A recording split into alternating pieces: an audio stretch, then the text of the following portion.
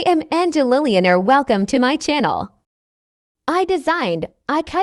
Making a flower design like this must need a pattern. First, I draw a coil design into a paper, then I trace this transfer to the cloth for the markings on where to sew the tulle to form a flower. I just used crayons tracing it, for when washing it easily was off.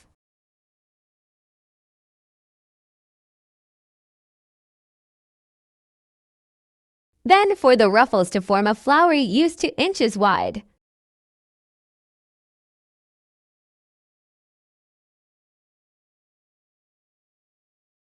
After making the markings guide, I attached the ruffles to the line. Attached it to the line till the end of it. This design is a much consuming time, but though it's worth it. The tulle I use for the base to be attached to the flower design is 3 full balloon size 20 by 20 inches, and the finished length is 16 inches. Just follow the markings to attach the ruffles.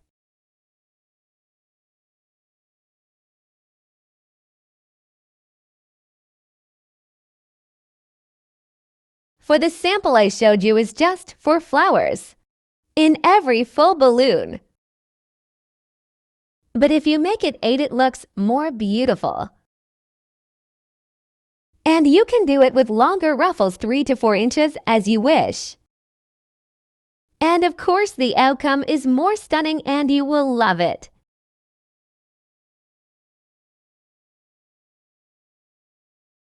You can try it with yours and see the stunning outcome.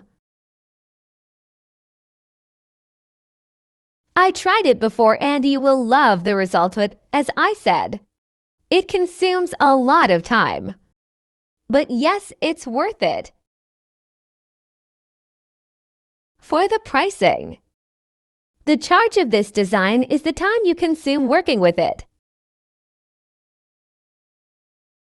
While looking at me working here, you can imagine now how much time needed for this design.